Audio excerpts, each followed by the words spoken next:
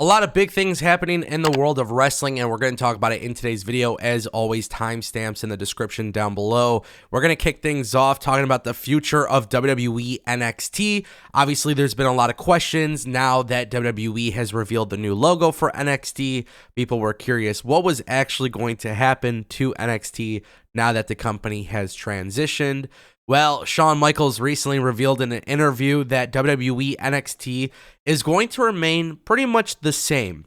However, one thing that is changing is that WWE is going to be recruiting talent that are also indie wrestlers or also from Japan. So what's really cool here is that WWE is, yes, they are focused on developmental, but I think we're going to see NXT look a lot more similar to WWE NXT 2013, 2014, 2012, 2015, that type of thing. Because if you remember WWE NXT at that point, bringing in an indie wrestler was definitely not out of the question, but it was all about trying to get them to fit the WWE system. When NXT 2.0 came into fruition, we all saw NXT essentially become this thing that was like the old NXT developmental, but like completely fresh meat. And I think that was a problem for WWE. I think you started to realize that not everybody could catch on to pro wrestling, sports entertainment. And I think that also led to a big issue for WWE because you are stopping yourselves from recruiting potential future stars in the company just because they have existing experience. I think that's why Shawn Michaels revealing this news is so good. Yes, WWE NXT is going to change, and we're going to see that it's going to be developmental. But the idea that you're still going to see indie wrestlers come in and get molded into the WWE way is not a bad thing at all. I think Sami Zayn, Kevin Owens, both of those guys, they're incredible, and they're two great examples. Finn Balor, we saw when they came into NXT, it was a really good thing for WWE and how they've managed to change them a little bit without necessarily changing them entirely. And I like that, and I think this is going to be a real test for WWE NXT going forward. I want to talk a little bit about Sasha Banks. Obviously, there's a lot of talk about Sasha Banks because she changed her official Twitter handle from @SashaBanks WWE to Mercedes Varnado. Obviously, this is a conversation that a lot of fans are having amongst themselves on social media because she changed her name to her real name. And obviously, there's been a lot of talks about Sasha and Naomi coming back to WWE and that they re-signed to the company. This is going to be really interesting to see how accurate those reports from the dirt sheets were, because they are listed internally in WWE on the roster.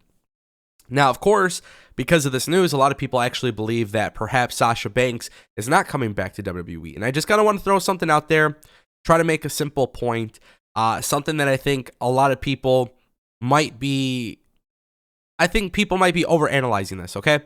Sasha Banks changing her Twitter handle to her real name is not necessarily a bad thing. And especially if you're Sasha Banks at this point in your career, it could always be part of your negotiations with WWE that you are trying to also go through and grow your personal brand.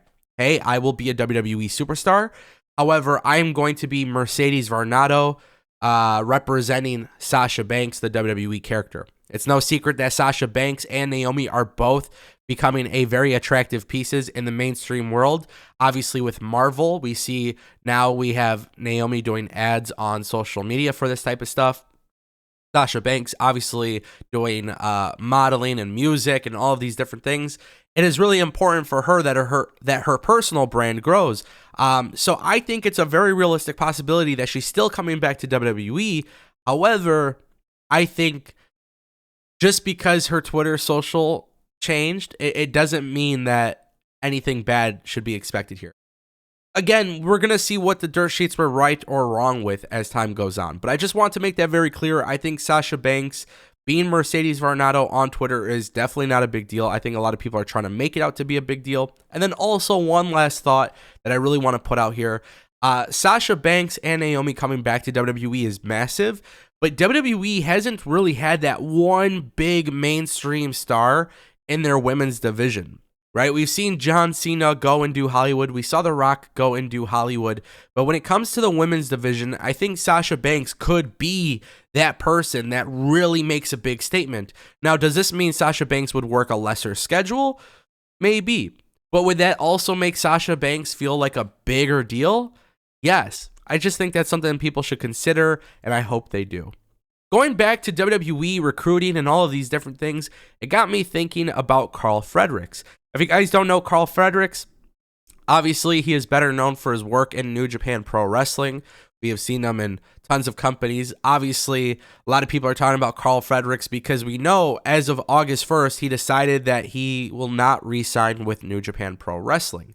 Now, what's really interesting is PW Insider has reported that Carl Fredericks was seen at the WWE Performance Center, and now people are putting two and two together, and people believe that Carl Fredericks is joining the WWE.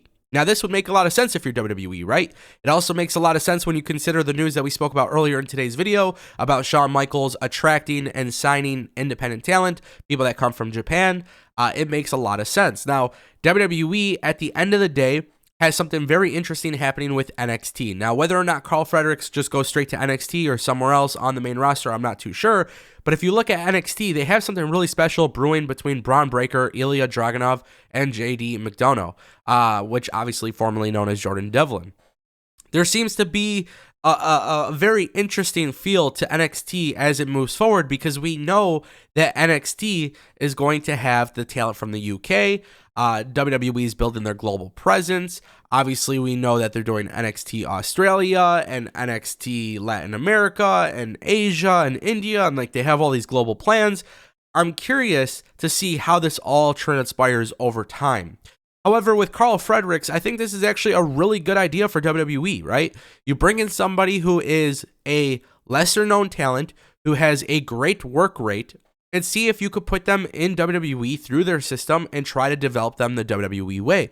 I know some people aren't going to like this news. I know some people aren't going to think that Carl Fredericks is a big draw or whatever, but that's WWE's job. You got to remember this. This is WWE and AEW's job. When you bring a talent onto your company, you got to get them over. You have to get them over. You have to book them in meaningful ways. You have to develop them to your liking. If they're not working out, some of that blame should fall on the company. And I want to make that very, very clear here. Carl Fredericks is like a perfect example of who WWE should be recruiting. I really think so.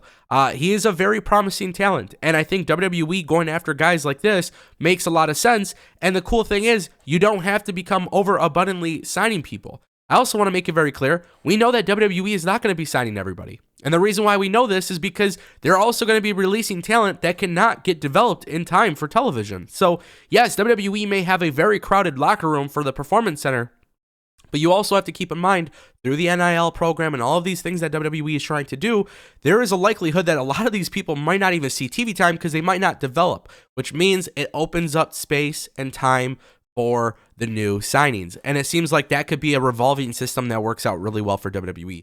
Guys, I apologize for my, my lack of uploads this week. I'm just getting over a cold. I know you guys could probably hear it, but I know you guys want your wrestling news too. I'm trying. Thank you so much for watching. I'll see you next time. Peace.